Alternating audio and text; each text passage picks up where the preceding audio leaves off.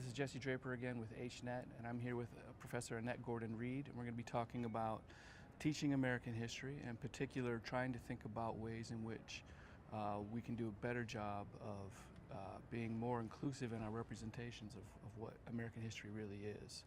And we were talking before the interview started how some of this stemmed from my own experiences teaching in the classroom, and I think one of the things that a lot of professors, and even and particularly K through 12 as well, face is there's these time constraints, and they're asked to teach so much material, and oftentimes what that reduces it to, right, is the great names, the major events, and things like that. But I think it's really important, particularly in our present climate, that we really start to look at our history in a more holistic way, right, bringing in the experience of everybody that's been on this continent, right? And their role as actors in shaping the way that we think about things. So my first question would be, for a K through 12 teacher, or for, you know, the community college prof or junior scholar teaching the survey course, how can they think about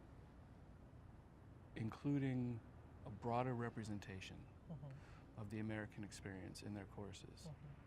Well, I think one of the things that I noticed was missing, say, I think of my children's education, a very, very good school, but I think that there's sort of a trend away from biography for young people, and much more this notion we have to teach them how to think as opposed to giving them information. But of course, you have to have information in order to think about stuff. Right.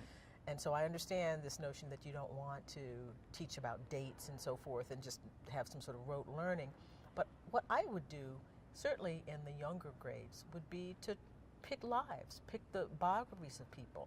Frederick Douglass. Frederick Douglass is a person that people should know, that young people should know. And you can teach a lot about American history through his life. Slavery, abolitionism, religion, all kinds of things, gender, all matter of issues that would broaden the person's scope. Sometimes people think that it might be limited, that it's narrow, but a life is huge, depending upon how you do it. So one of the things that I would do would be to, again, in younger grades, focus more on talking about individual people, because young people are interested in people, right? And I think it's a way of getting people into the subject of history. It's a good introduction to history. I don't think it's any coincidence that people grow up, and people tell me, a lot of people who come to talk say, you know, I hated history when I was a kid. I hated the way it was taught.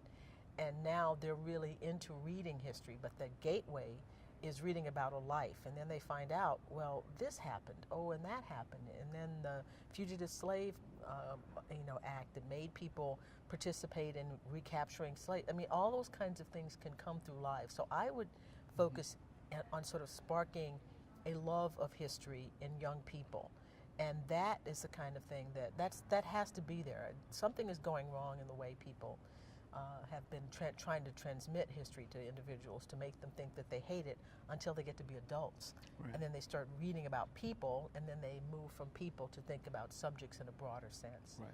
But we really connect with people too, right? Yes, I mean, absolutely. And when we think about novels or movies that move us, right, it's usually because we're connecting with the story of a person. Yeah, exactly. Because we can relate to their experience on some level, or we can empathize with that. So I think that's absolutely. Yeah, and empathy is key. When you were talking about inclusiveness and getting people to think much more about individuals who weren't, discussed in history as much. Empathy is really important if you're thinking about enslaved people, Native Americans, seeing the American history through the eyes of people who were not considered the victors at the time. Yeah, that's great. They're not the winners at the time, and to do that is to make a young person say, what if I were a young Frederick Douglass? What if I were a Harriet Jacobs? What if I were, Phyllis Wheatley, or someone? It doesn't even have to be a famous person. Now you could find the stories of even more obscure people that they can focus on and begin to see themselves in it, and then move to the other topics. Because I think if you start at one point, I recall some assignment that my kids were doing about the treaty, some treaty in the Panama Treaty or whatever, and this is middle school, and it was, or what caused World War I. I mean, people have been arguing about that for, it's a big, complicated topic. Right. But you want, not to say that you shouldn't tackle complicated topics, but for K through 12, age-appropriate things that focus in on a sort of whet an appetite for history as a subject, I think that's the best thing that you can do. And then you can move on from there. Build on that once you get into the college level. Once you get onto that, and then that is the place. You also don't want people to peak too soon. I think that there's a lot of emphasis on maybe drilling a lot of stuff into people, and by the time they get to college, they're done. The curiosity at the higher, at elite schools or schools that are really tough schools, sometimes I have students who come and they are burned out by the time they get there. So there's a lot that's going on in the American educational system, not just with history, which is, as you said, you're getting less and less time to do, and much more time for heavy on that STEM stuff. STEM stuff, which I think is important. It's definitely important. But history, if you're going to give up on something, history and civics, I don't think are the things to give up on in a republic. Yeah, I mean, my daughter in 6th grade, her history teacher, her social studies teacher, literally told me that the first semester they just skipped it because they didn't have time to get to it. Yeah, it's unbelievable. I mean, how do you educate a citizenry, to people to know their rights, to understand their role in a democratic republic, if they don't know history and they don't understand the form of government and what this was all supposed to be about, what the revolution was supposed to be about? It's critical. I'm not knocking STEM. I was on the American Academy of Arts and Sciences has a commission, the Commission on the Humanities, and we made it very plain that it was not a desire to downplay STEM, but you have to lift up the humanities, and history is a part of that as well. So I want to build off a little bit what you just said there, and speaking like with the Revolutionary era and notions of understanding who we are as we the people and all of that stuff. Seems to me too that we could do a better job of just broadening that story at an earlier level, right? Because I think we get in here's the major documents, right? Here's the Declaration, here's the Constitution, here's the Founding Fathers and all that. But the panel that you guys did this morning on race and the revolution, a lot of that stuff's not covered. You know, the way that you talked about Jefferson and just that dichotomy of the pre-war thinking and then the post-war reality, and thinking like how do we bring these two things together? I think that's overlooked. I don't think that's brought up, and I think I want to get your thoughts on it, but it seems to me that that's a way that we can start building that empathy earlier, that people of color, both African Americans and Native Americans, right, they're part of this story of who we are. And there was an intentional process of deciding who's in, who's out, and right, and it's at that point where a lot of that structural inequality gets built into our system. That students today are trying to figure out, why is it like this? I don't get it. Like I grew up with somebody, they're my neighbor, I don't think about it this way. Why is there all this? This tension clash, and the clash. No, it's very, very important, and it could be done at younger grades. If you're talking about the Declaration, talk about what it meant not just to whites, but what it meant to African American people who were enslaved, who saw those words, all men are created equal, heard those words, and thought it applied to them as well. And sometimes petitioned for freedom on that basis, not successfully most of the time. But these ideas meant something, and they can't just be contained within the document and for a set group of people. It's the right idea. If it's the truth, then people are going to take that and use it however they can. So it can't just be limited to one group of people. The notion of the sort of conflict between loyalists, Americans who wanted to remain in the British Empire, and how Native Americans and African Americans were on both sides of those things. I don't think people know that or think about that enough, that it was a global thing, and it was a multicultural effort in this sense, where people were involved in it on both sides, and it's portrayed as white, essentially. I mean, when I grew up, that's what it was. The patriot business, the revolution was overwhelmingly a white phenomenon, and it definitely my education was not. There wasn't any mention whatsoever of people of color when we're talking about the Revolutionary era and early Republic, any of that stuff. And just recently, when we're starting to work that in. And now you have to overcome, because we were taught that way, you have to overcome skepticism about it. People think, oh, you're just saying that. They weren't really there, but that's not true. They were in fact there, and Washington's letters show that, Jefferson's letters show that. Other people, there were black people who were involved in the revolution on both sides, Native Americans on both sides. But what happens if you have a history that, for lack of a better term, whitewashes things, once you start to tell a broader story, everybody says, oh, that's revisionist history. Right. As if revisionist history isn't all revising all the time. And it's not a new thing. It's all history is that. You're changing. It's not a bedtime story. You know, you tell your kids a bedtime story, and if you skip a line, they get upset because they want the same thing over and over. Right. No, that's not what it is. We're constantly revising things. And so it's hard sometimes, it has been hard to overcome the notion that putting these people back in when they were there, that's just some sort of liberal orthodoxy that you're making it up, but we're not. And so I think it's historians, public historians, people in museums, everybody who's involved in the history industry, if you want to call it that, has a role to play in opening this story up. Right. Yeah, it's interesting. When it seems to me too that there's an opportunity there. When we think about teaching the methods of history, right? Revisionist history is really only applying the methods of, hey, there's new sources. Yeah. Right? There's new evidence to construct this narrative, right? When an event happens, say in a town square somewhere, there's 30 people from different vantage points, different experiences that all see it and interpret it in a different way. So the fuller picture of that, right? And you get to see, exactly, you're right, that you show how history is done, the methodology. You're going to find evidence, and it's very unlikely that one person is going to be able to amass all of the evidence. We're all in some ways destined to be supplanted. I mean, it's not like a novel, and a person writes a novel and hits it and it can last for forever. History changes because you say, there are these letters we had before, we didn't have before, now we have them, or other perspectives that we take into account. Let's look at it not just from the standpoint of the master of the plantation. What about the enslaved people? Look at it not just from the point of the settlers.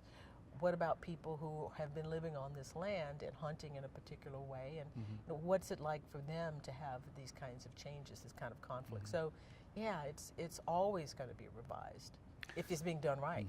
And I think there's, with where we are today, right? There's these great digitized collections of primary documents like slave narratives and whatnot, where you can say, here, read their own story in their own words, right? And then that helps build that empathy a little bit, right? Like, this is somebody's real lived experience, right?